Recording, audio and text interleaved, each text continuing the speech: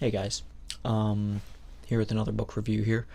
Also trying to think of a different way, a more creative way I can present these, because as of now it's kind of this, it's been pretty much the same, unchanging kind of run-of-the-mill, in my, opinion, kind of drab, just dark blue room, which, it's just, I'm used to it, so it's like comfortable, and that's, one thing, but that doesn't necessarily mean it's good, so I'm hoping to get some kind of better background, but I do kind of like the bookshelf in the background. As frenetic as it is right now, I feel bad because a lot of the books I read I don't treat super well. That's why I don't try to get very expensive books. Like, ooh, like I used to be a little bit more finicky about the print. Like, oh, I want to make sure it has like a good,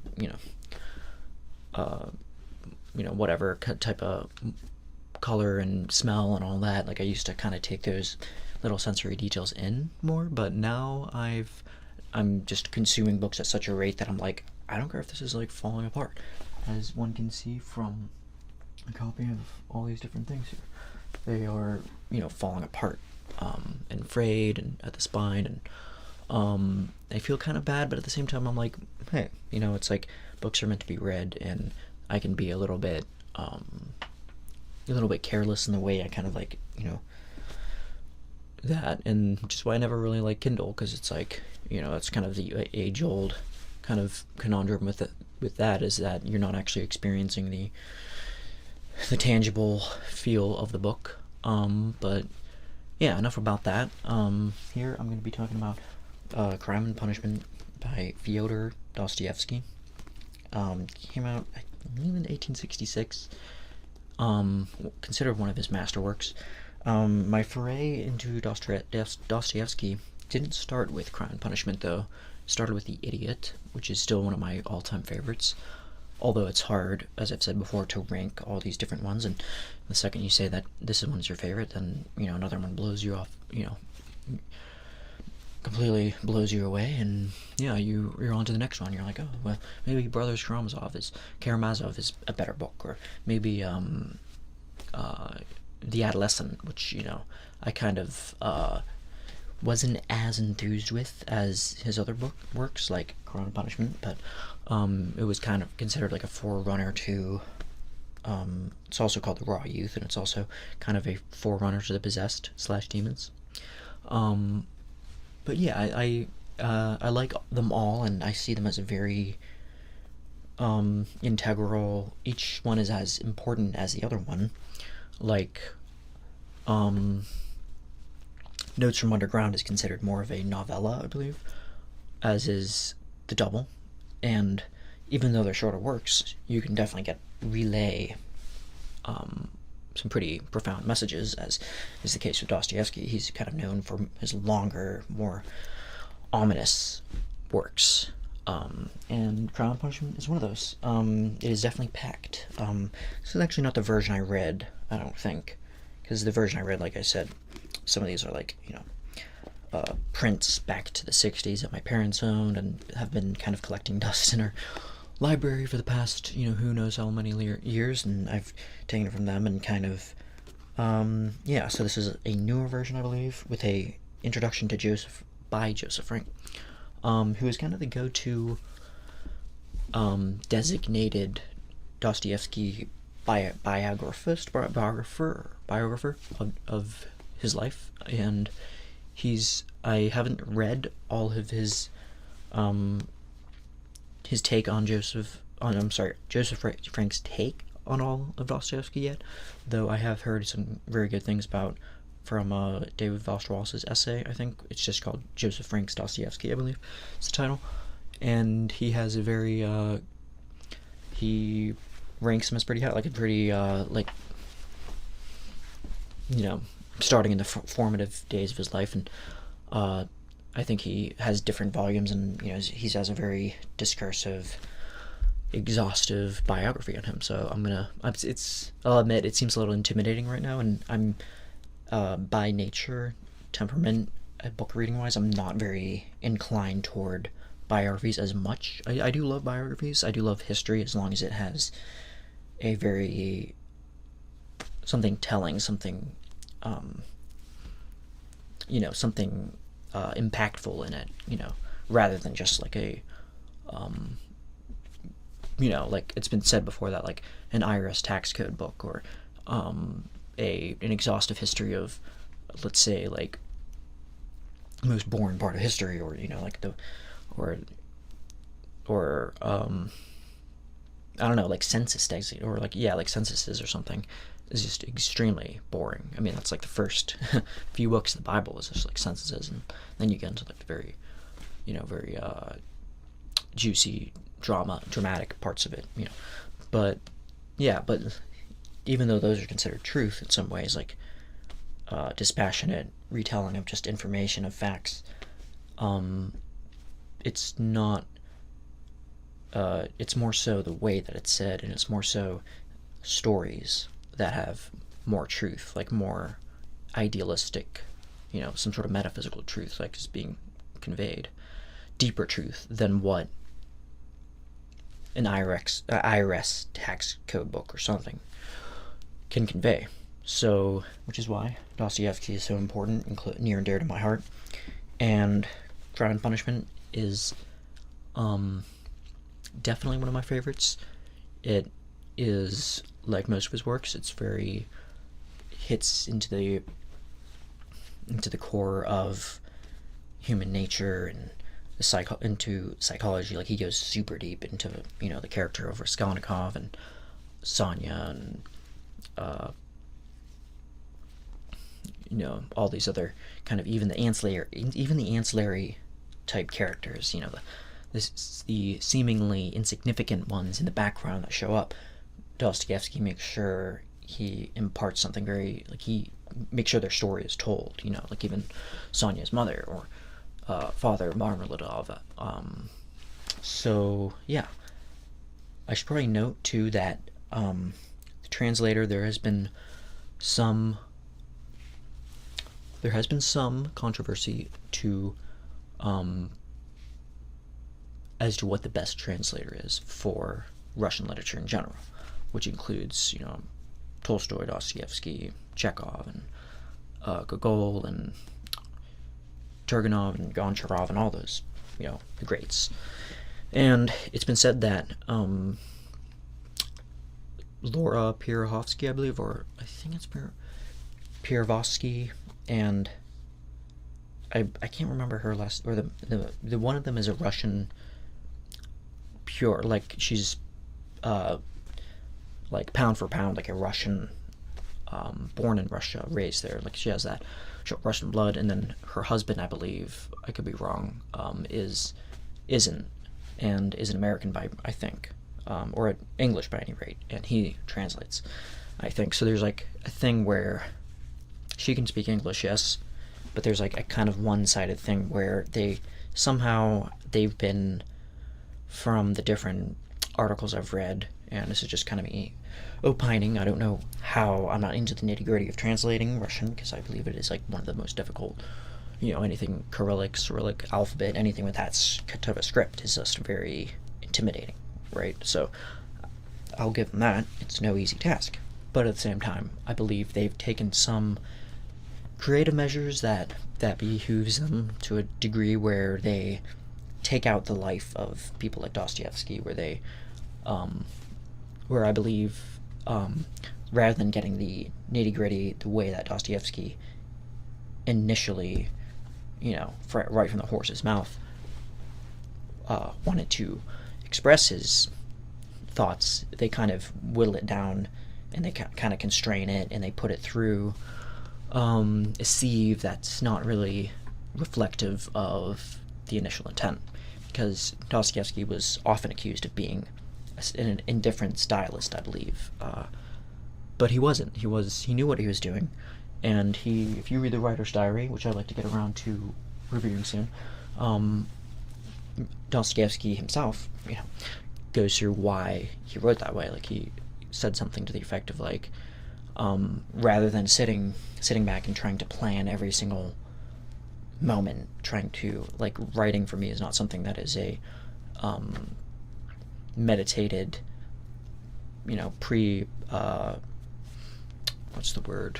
preconceived type of thing that he plans out. He doesn't strategize how to write. Like, he just goes into it. It's coming from straight from this viscera, from this something far, just like dwelling, like a compulsion within him.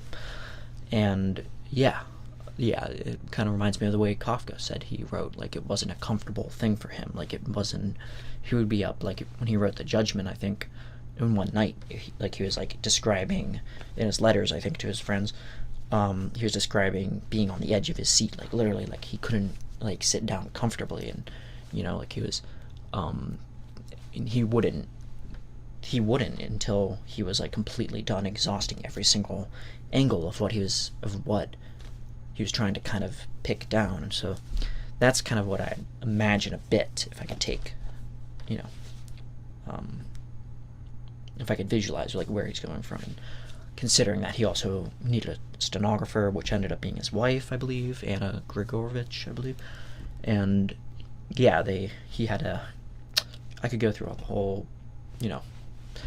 that's one of the few areas I think is that I feel isn't completely untrammeled ground, and I think that's Dostoevsky's life, where it's like yes, there's his, from the time in Petrovsky Circle to that mock execution to completely change the man, and then the masterworks. Like, at first, like, he enjoyed very much fame at first with poor folk, was actually well received, and all these Russian greats like Belinsky, Vladimir Vasily Belinsky, I believe, was a kind of great literary figure and critic in his own right, and he lauded it as like one of the best forthcoming, like he's the next I believe Gogol or something, and he's in the heart of Pushkin, and Pushkin is obviously this great Russian deified poet, right? I mean, despite kind of later on people like Tolstoy being a little bit confused as to why he was lauded so much. And as for okay, so continuing, Tolstoy was confused as to why he was celebrated so much, because he was this kind of a drunkard. From his purview, he was kind of a drunkard man who died in a duel, right?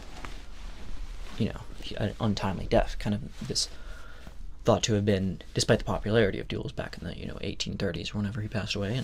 And yeah, that may be true, but it was still wasn't the most admirable way to die. Like, he didn't die with certainly not with dignity, I don't think. But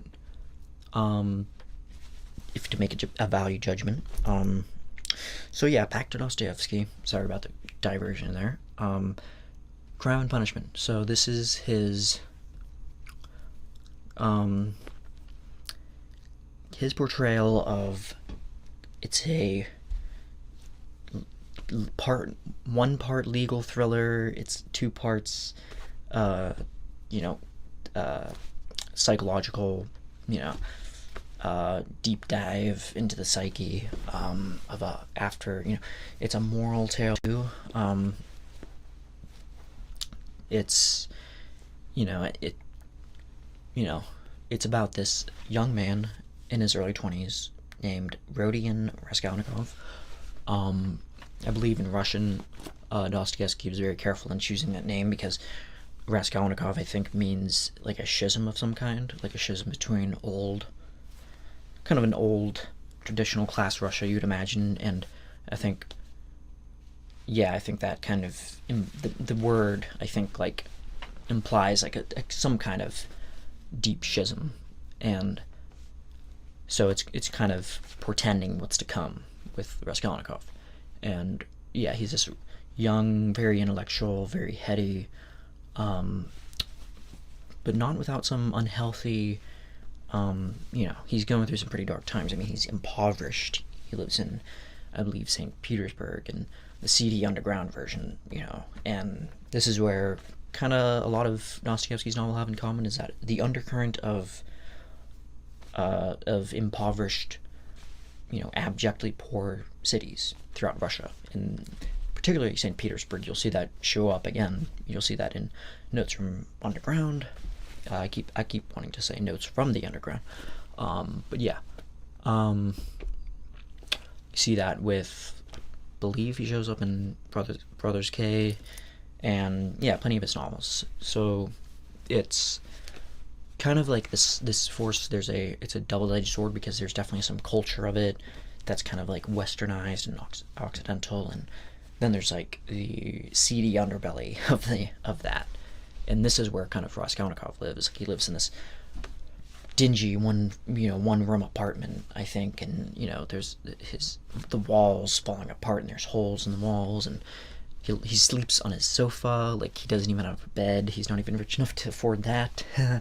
And yeah, he's in this place. He's actually a university student, but he didn't have enough money to finish his debts, so he's kind of in this limbo phase in his life when he doesn't really know what to do. Like, he wants to go back and finish his studies, but he doesn't have the money. And also, to add to that, he has a family that's also very poor, and they're all struggling together, and he's trying to he imagines for himself this better world where his sister Dunya and his mother, and I believe he has multiple sisters too, I think, and I think his father at this point is also passed on, but he cares very deeply for his mother, and he wants to see them go on in life, and to not be so, to suffer every day, and to struggle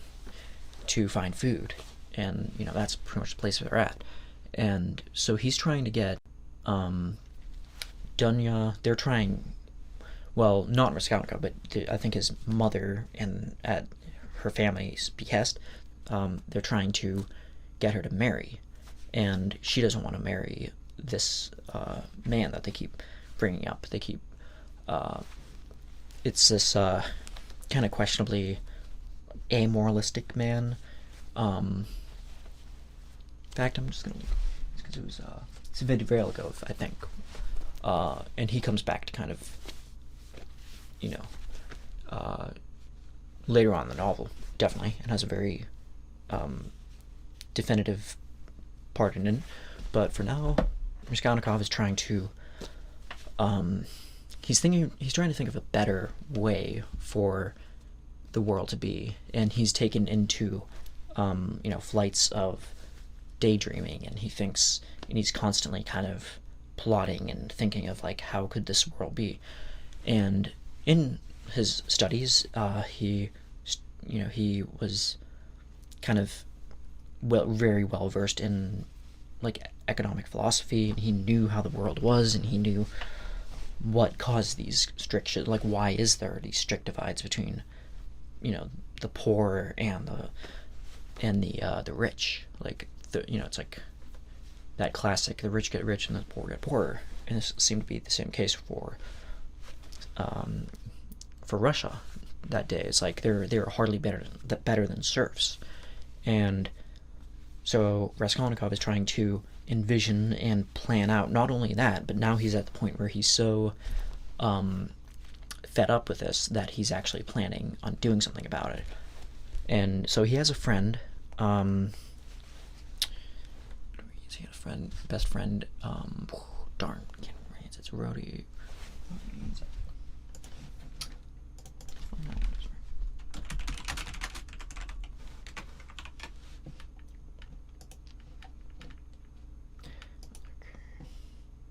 Razumkin, Dmitry Prokofiev. His best friend named Razumkin. This is the kind of patronym type, more anglicized way of saying it. There's always, like, the more difficult way, far more challenging way of saying the original Russian, which I'd like to stay true to, but for the sake of clarity and brevity, I'm gonna stick to that. Which y'all know that's not my strong suit. So he has a good friend. Since this is the same person he knows from college, and he probably even before that, if I'm I mean, to be honest, it has been like a good 5 years since I last read it, but I've been trying to keep up reading excerpts from it because it's, like, so good that it's stuck with me this long. So I'm gonna kind of give a beggar's, a kind of a Mendelssohn type of way of kind of relaying this. So yeah, his best friend and him is there, very supportive of him. Razumkin is kind of is kind of more optimistic than Rodion Raskolnikov, and they kind of butt heads a little bit. So yeah, one night, Rodion Raskolnikov goes into a bar, I believe, and meets Marmaladov, and he doesn't know who it is at first, I don't think, and he just kind of writes him off as this drunk, kind of pathetic type of person. And it turns out that he actually gets hit by a carriage later, and through doing this, he meets Marmaladov's daughter, named Sonia. She becomes a very pivotal character in this novel. She's a little bit younger than Raskolnikov, and they kind of, it's kind of the simple Hollywood definition of saying what she is to him would be love interest, but that's a very complicated way. I like how Dostoevsky doesn't jump into it and be like, yes, she's this manic pixie dream girl that runs into his life and saves everything. No, because she's actually very complicated. Like all the characters here, they're very convoluted and have all their own baggage, and Sonia's no different. She's actually a prostitute that is supplying for her family's needs by doing that. That's the lengths that she has to go to in order to actually provide for her family. It's like, that's how bad it is. And they're kind of bound, I think even right from the beginning, they're kind of bound by there's definitely a friendship between them, although they definitely butt heads a lot too. But yeah, they right away kind of like recognize one another's downfalls, and he sees that her father, like the only, like, Marmeladov was kind of considered like a lazy, pathetic guy. He didn't really care for his family, but so yeah, that's like, it's just to imagine like how devastating it must have been. So it's kind of like a moment where he realizes that like he's kind of had it with the world. So he formulates a plan to himself that is basically to find a way, because there's this old pawnbroker lady that's very tetchy, capricious.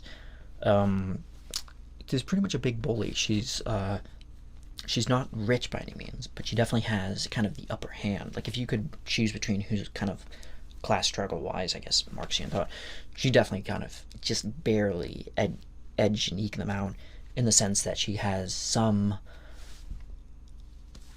ability to kind of rattle down and to, I can't think, prices for her pawning shop. And people who pawn items, like Raskolnikov himself shows up, and he has actually a personal vendetta against her because he showed up trying to pawn a watch, and he's just trying to, like, listen, I'm just trying to get enough money for the day. And then this old, super, bitchy lady just is just like, nope, like, I'm not going to accept anything less than, a few rubles or whatever for it. I'm not sure what the currency is.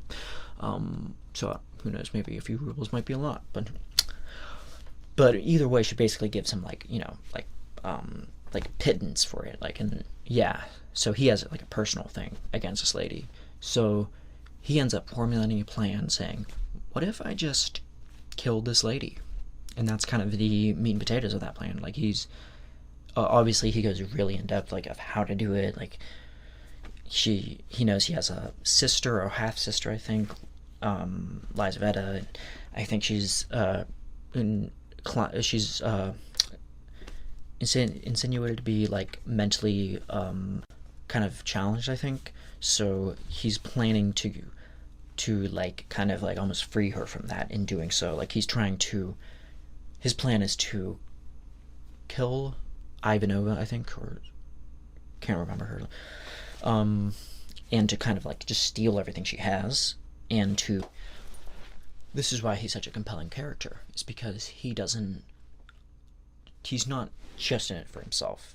He's in it for the collective good. In his mind, he's thinking he's going to free people of anguish and burden and senseless misery. Like, he has a very good like, you'd almost think like a moral conscience going on into it, right? So you're almost like, aside from like the whole like killing this old lady, you're kind of like almost with her in a sense. You're like, I don't know, I'm like kind of curious, like, what he would do if he had like a more healthier plan going into this. So that's what he does. He plans this out, and he carries it out. Yeah, he there's an interim. Now we're back on track. Okay, cool. Knew something wasn't totally kosher there. So Raskolnikov's plan is to he thinks this through and tries to, execute the best possible way. So he finally carries it out, and right from the get-go, things don't go quite as according to plan. The details are a little seedy, but whatever. Okay, so alright, back to the Nitro Circus. Okay. So where was I? Raskolnikov is trying to get into the old pawnbroker lady's apartment, and things right from the get-go are disastrous. Well, maybe not disastrous, but definitely not according to plan. And he had this plan like so, sufficiently, and he thought it was foolproof. Like he had it, like he's been cogitating over this for months, and Dostoevsky goes like directly into the subconscious of him, like all no holds barred, just completely into his point of view of just like this like inner monologue of just like, oh, well, what I should do and this and this and that and this, and like and yeah, it's kind of, yeah, you see him break in, and he has an axe, and his plan is just to simply whack her in the head with the axe, with the sharp side of the axe, obviously, and to basically kill her, and to minimize the blood, I think, is his plan too, and just to make sure that, yeah, and he does this, and right away, like, he sneaks up on her and does a deed. I don't think she's turned around. I think she's like looking out the window or something, and she's like turned from the door, and her back is, with his back to Raskolnikov, and she probably can't really hear him. He's trying to be, covert, and yeah, he basically it's like describes in kind of a gory detail the details, or I'm sorry, being redundant, of how he did it, and like kind of like how, like the cracking of the skull and all that, just like kind of, it's like hard to read, I'll admit, but I feel like it's a little bit of a necessary perlay or exploration into violence, in a sense that it's not worthless. Like, it's like Dostoevsky has a very clear point of why he goes into the violence of this character. It's not to glorify it, it's just kind of like a dispassionate. Anyway, so he does that, and he doesn't account for the fact that this lady's little sister, as I stated before, Lizaveta, I believe, didn't really know that she would be there for some reason. Like, he just completely slipped his mind. And yeah, he sees her, and then she starts screaming, as would be expected of a very frightened person, to see this dark, young man kind of concealed in the dark. And yeah, so in that moment, he just decides to kill her too, because yeah, it's like he's trying to minimize, and if she sees, like she sees it, like like even if he did come up with something where, like, maybe if I just bribed her into doing that, like like, I don't think she would have been the one to do that, with her condition, or as is. So I think just in the heat of the moment, he decides to also murder her. And yeah, right off the bat, like, there's just, blood everywhere, and he's trying to clean it up, and, he's just doing a kind of a poor job of it, and, he grabs the money, and he's already, I think at this point, he starts hearing footsteps, I believe, from either neighboring people who are just obviously confused as to why they would be screaming, as anybody would, and yeah, he just starts trying to hightail it out of there, and just like, yeah, he doesn't grab nearly as much money as he thought. He just grabs kind of like a few bagfuls, or one bagful rather, of just like kind of like kind of higher value jewelry, I believe. So, and he just gets out of there. So the next phase of the novel is kind of this hibernation type of cogitating, mulling over the crime he did. And he basically, what he does, from what I gather insufficiently, I'll admit, is hides the brunt of pretty much all of what he stole in in his bag in the wall, in like one of the kind of gaping walls that are open, and he kind of just conceals like something like behind a frame or something, and that's kind of his go-to place to kind of conceal it, and works out. Like nobody's suspicious of him yet, I don't think, but yeah, he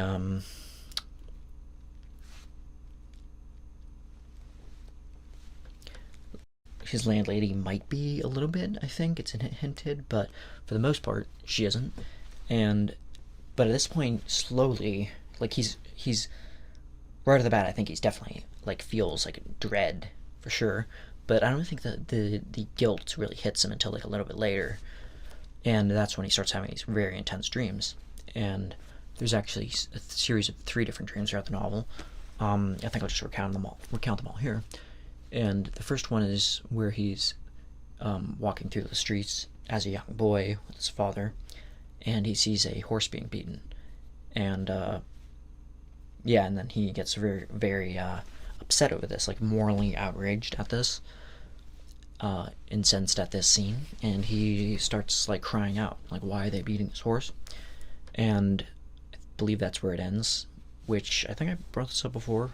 Definitely resembles eerily Nietzsche's demise, and how he was saw the beating of a horse likewise in Turin, I believe, in his final sane days, and then he spent the last 10 years of his life in like his mind degrading. So yeah, and then he has a second dream where he's trying to, like, he sneaks up on the pawnbroker and tries, I think, stabbing or hitting her with the axe, and he can't kill her, and she's just like, tries doing it over and over again. And yeah, and I think the third dream is one of repentance, I believe, just to spoil the novel. He finds himself kind of redeemed, and like he's no longer like he sees himself with a bright future, I believe, with Sonia. And I'm probably jumping the gun bringing that up now, but yeah. But yeah, definitely those 3 dreams definitely had like an impact on me, and I think for any reader going through the novel, as you progress, you will find like phases in his like he's contrite at first, and then there's so basically he doesn't end up spending the money. He kind of just harbors it there, and he feels like it's too, like he retracts back, and he tries to just like clear suspicions. And there's various moments, like his friend Razumkin is very worried for him, and he tries getting him to go out more, and to and they and him, and he's very good friends with Raskolnikov's family too. So they go. He sees his sister Dunya, and he's still trying to find a spouse for her, so she can get like a sufficient subsistence, some type of living going on, like some type of financial security. And that was kind of the sad way of the times. Like you just kind of married people off in a very kind of feudal manner, and like that's just kind of the sad way it was. And yeah, so there's definitely a depressing aspect where Raskolnikov is guilty but doesn't admit it or keeps it in, and his best friend definitely feels something is off, and they have a few meetings with Porfiry Porfirich, who's a detective / police investigator, and he is basically taking on this case and finds out that, obviously, as naturally what would happen, would people find out about the pawnbroker's death and her sister, half-sister, that is. And they start kind of drilling a lot of different people. So when they stumble upon Raskolnikov, and they find out that well, there's obviously nothing fishy at this point going on because it's just kind of standard protocol for law enforcement to kind of go just like vet anybody who's around, and he certainly was in the vicinity at the time, so he is interrogated, and he tries to play it cool, but there's definitely like he feels like a lingering guilt, and I think this is the time when him, Razumkin, and Porphyry are in the I don't remember whose house it is, but they're in some living room and they're just kind of discussing like the worldviews, and this is the classic Dostoevsky kind of polyphonic novel type thing, as Mikhail Bakhtin would say. He was a good studier, literary critic of Dostoevsky in a good way. Like he took on, he has a book I have called The Problems of Dostoevsky's Poetics, and he goes deep into what he, like the type of literary devices and framing he uses, and he talks about the polyphonic novel, which is basically this idea that Dostoevsky had an array of characters that he basically had as stand-ins almost for ordinary people, and he would have a character that would argue maybe in favor of some way for like a world peace, and then he'd have another character that was like the opposite and be like, I think should be nihilists, and then there might be an in-between Hegelian type of character, like a synthesis of the two. But I think almost in a Heidner Ibsen type of way, in the sense that in an Enemy of the People, a play by him, doesn't resolve with anything quite I don't think I likewise like in the sense that I don't think there's happy endings with that. I don't think there's much can be said about Dostoevsky, like it doesn't have a clean ending either, but he definitely does show kind of different points of view, and he tries them out. Like it's almost like he's trying them on, like at clothes, as you would with these characters. And he's like, Skolnikov, I feel like he's definitely done some pretty whacked out things. Like he's definitely guilty, but he also he also has a heart, cares for his family. He clearly isn't and it's not like he's doing it out of bloodlust, but he's just doing it out of like a kind of bitterness, out of a jaded bitterness of the way things he thinks ought to be. So yeah, and I like the way he portrays him. Like he doesn't portray Raskolnikov as, oh, he's an ugly and he's this and he's that. He has a twirly mustache, and that's what I love about Russian literature, and Dostoevsky in particular, is that he gets you to give you every single reason to like Raskolnikov. Even he says that Raskolnikov is handsome. He says that he's boyishly good looking and has kind of a mysterious type of, almost like a, I don't know, Timothy Chalamet type of look, like dark hair, like how I might imagine him. Like he's tall, he's not out of shape necessarily, but he's definitely not in the best of health. And yeah, so you're given type of reasons to not dismiss him just yet. This one keeps turning off every 10 minutes. I'm sure there's a workaround some way, but I also, little things like not being able to really focus it adequately in my assessment. But yeah, I'm sure you're not all dying to see my face necessarily. It's just like, oh, I can't wait to, it's like, why not? I feel cheated. More than just a pretty face.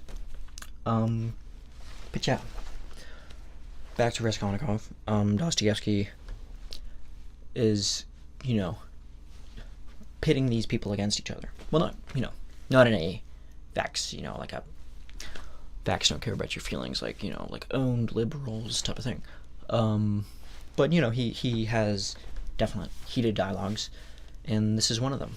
There's a moment they're all, where I was going to contrast also the fact that it's definitely not like movies like God's Not Dead, where the atheist professor is made out to be this cartoonishly villain, who's plotting and he's conniving and he's scheming, and to the point where I think he even like tells his girlfriend with like, I think cancer or something, he's like, grow up or something, like, come on, you don't have cancer, like, don't waste my time, come on, like, really. as if being an atheist or having a belief, lack of knowledge of God, somehow equates morally, or somehow equates like characteristically to being like just a shitty, awful person.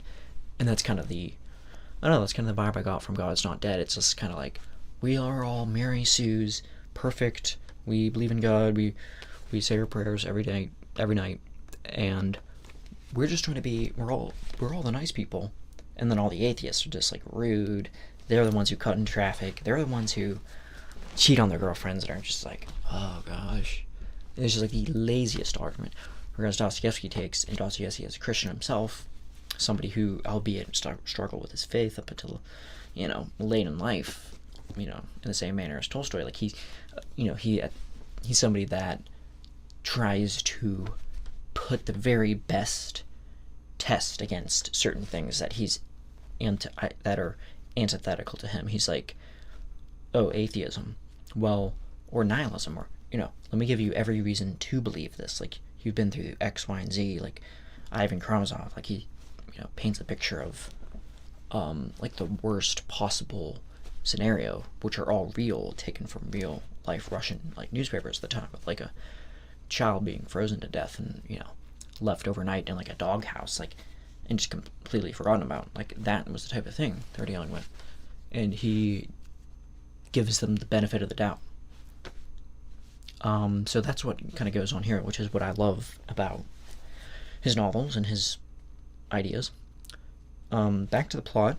Kind of scattered here, but Raskolnikov is, I think, asked about his thesis. I believe he wrote for school in his university. I think he wrote this very passionately, discursive, kind of thesis or essay on why he thinks, like, why he believes what he believes, in short. And basically, he proposes that there should be a certain set number of classes. There should be the people who basically work and labor, are the brunt of society, kind of the proletariats, I guess. And then there's the kind of elites, the great men that he says that are a la Napoleon, or the great, not just that, but the great intellectual men. And this is where kind of Nietzsche comes in a little bit.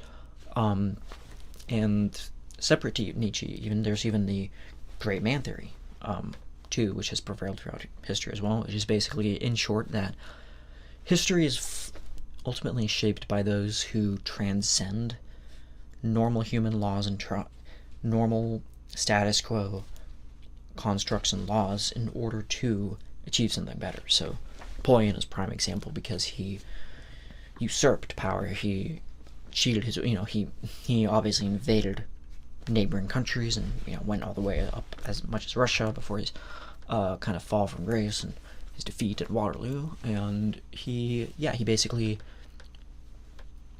kind of just had his own internal value system, I guess. Like, and that's what kind of Raskolnikov is saying. He's saying that only the great men, intellectual and kind of a warrior-like, should be allowed, or are allowed to break the rules, whereas the rest of the working class, kind of lesser men of lesser intellect, are destined to pretty much just work the rest of their lives.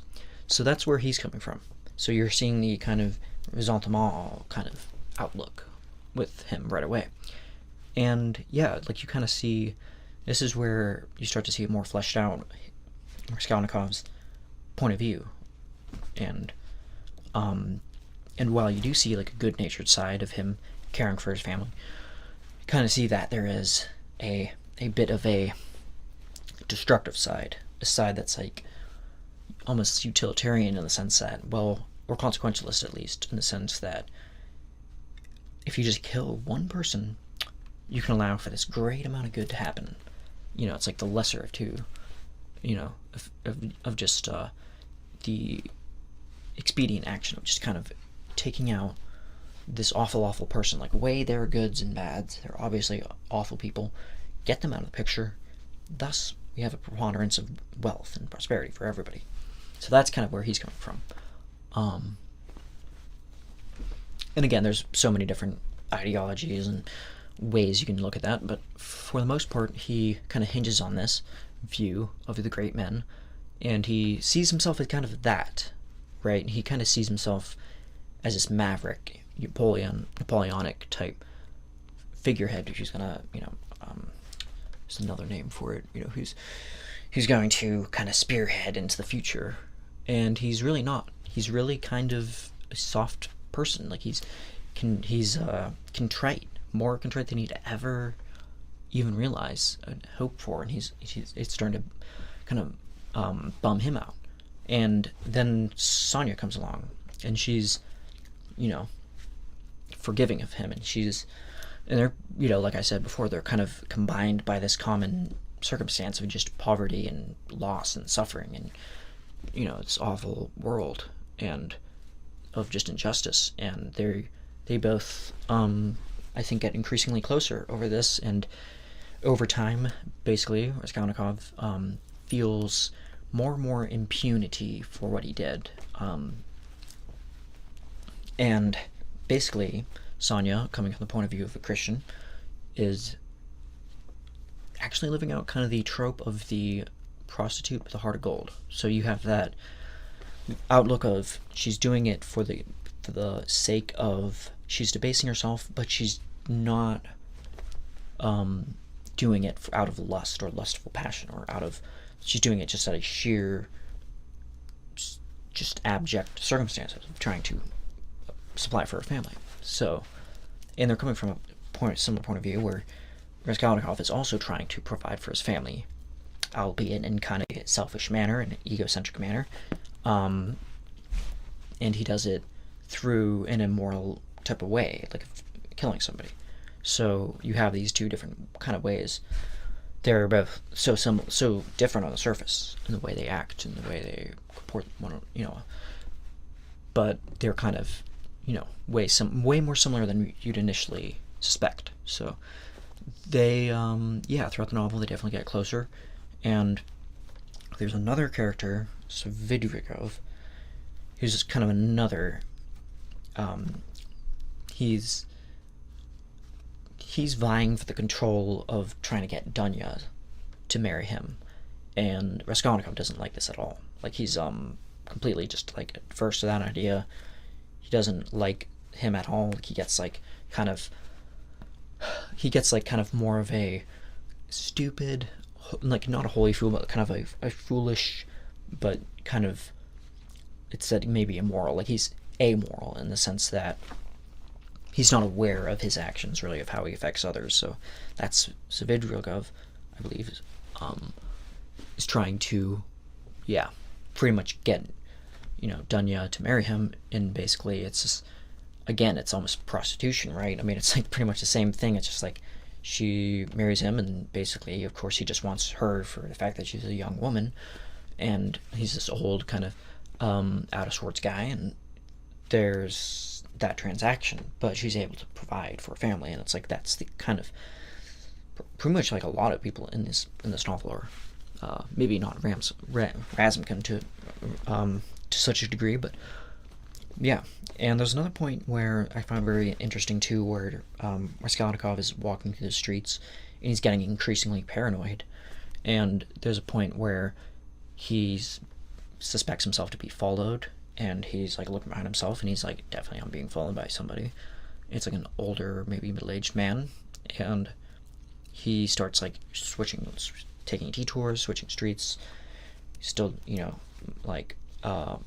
but to no avail, and he's not able to lose this person. And then finally when they both stop at like crossing a busy road, and I think when they both are kind of abreast with one another, he turns to him and he just kind of gives him like this stare, this death stare, and this is just, I think, something effective like, I know what you did, or something. Like, it's just this very, very, very telling, because it's just like Raskolnikov's, up in arms, consciousness, kind of just stabbing at him and reminding him like, hey, you did something, monumentally wrong here.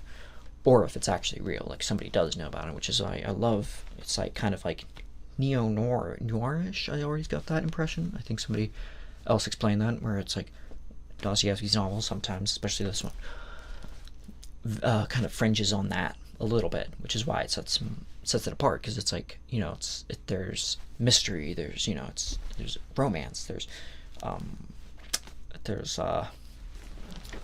religion, there's philosophy and psychology and all that, which is why it's just, I love it. So but yeah, so basically the final act of this song, the kind of denouement, is when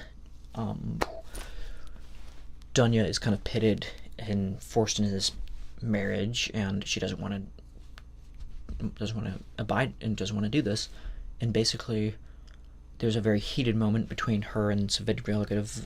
I'm sorry, that's a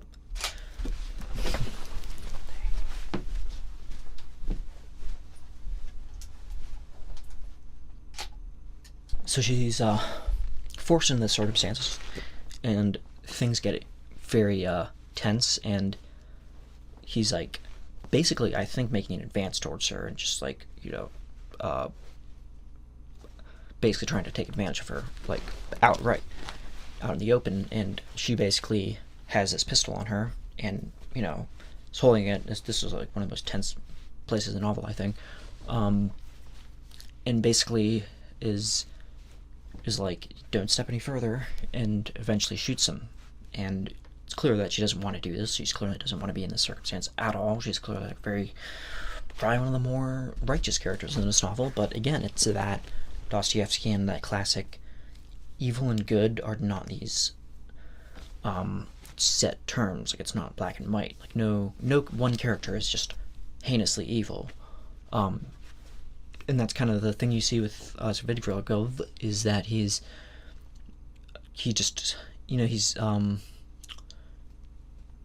not aware of his actions in the same way that Raskolnikov is, because Raskolnikov knows for a fact that what he's doing is wrong. But Svidrigailov, not to give him a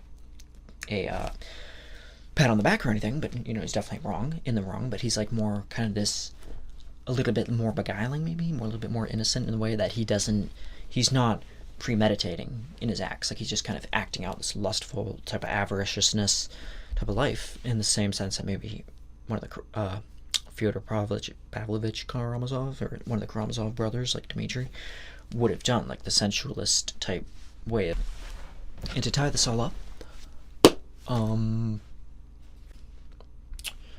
there's another ends with, again, major spoilers, ends with Raskolnikov finally admitting and repenting. This is like the kind of culminating act of the novel, or where Sonya finally gets him at her, in it's like endless support, and trying to eke out of him a repentance, to which he finally does. And finally he's at like his he's finally, Raskolnikov, you see him let go of these high ideals, these high holier than thou great man type theories, and he kind of just is like, listen, I'm just gonna be nobody. I'm just gonna be, I'm just going to account for my wrongdoings. To which he does, and there's a slow and painful kind of reparations system of such that he has to go through, and he goes to Porfirich, and Pyotr Porfirich, confesses to everything, and shows him the money, and shows him everything, and he goes to jail, and he is commuted, I believe, to Siberia, which is a very common thing I see in not just Dostoevsky, but a lot of people in Russian society would be, there would be kind of varying levels of punitive measures that they take, and one of them would be to be put into cold outback type, well, maybe not outback, but cold tundras of Siberia. So that's where he's put for 7 years. Raskolnikov labors, and this is where it's kind of stops at this point. It's where it ends on a note where he's writing back and forth, and him and Sonya admit their feelings for one another, and it's very touching, and it's very pure, and it's just like it's kind of like the almost like a perfect, not a perfect ending, but it's like definitely a something like there is something to hope for, which is what I love about the novel, is that it's not all mire, it's not all just depressing. And this person dies and that person dies, and this and Raskolnikov never learns, but he does. He's at the end he says that in his letters to Sonya that he's can't wait, like he's just wait, like he cannot, like he's so giddy with excitement knowing that when he's done he'll be able to return to her and see her, and who knows, maybe he'll even get his labor reduced, like he'll get his sentence reduced, and he's just like eager for that to happen, and he's waiting his life, the rest of his life, and he's like, I'm still a young man, kind of, I'll be 27 or something when we're together, and that's kind of where it ends. And yeah, some people may take it to calling it a little bit forced, maybe a little bit like, oh, it's a little bit too like, oh, of course he becomes a Christian because Dostoevsky is a Christian, right? And like, well, I mean, it's more so an accounting of his guilt and the fact that the repentance from him, was it kind of at Sonya's insistence? Yes. But was it genuine? Was it, I'm not 100% certain, but I get the impression that it was very much sincere on his part. And the idea that this is why it's called crime and punishment, is because it's very this noble aspect of, well, there's one aspect towards the crime, which is that Raskolnikov did, and he is guilty of it, but it's not enough just to repent. It's not enough just to be in the clear, but it's also to be in the clear with God, that is, because that's one thing. A man's repentance between him and God is a very private matter. And then there's kind of the legal systems of the world, and this is where it kind of reminds me a little bit of Kierkegaard's view of like kind of the aesthetic, and that there's the religious way of seeing it, which is above everything, which acts for the teleological suspension, I guess, of the ethical. So there's that whole aspect too, where I think Dostoevsky's showing there's work to be done in the real world. Like, yes, he might be totally innocent, and but he still has to kind of contend with the aspects of the material world and answer to them, in a way that maybe isn't subservient, but while retaining your own individuality. So yeah, I think that is it. Like I said, it's been 5 years since I read it, but it's been such a definitive novel for me. It's been very definitely one of my favorites. I think I'm going to end it on that note, because it's way too long. And yeah, so let me know what you think. If I left anything out, if there's anything else you guys want to see in future reviews or have any suggestions, let me know. Thank you for watching.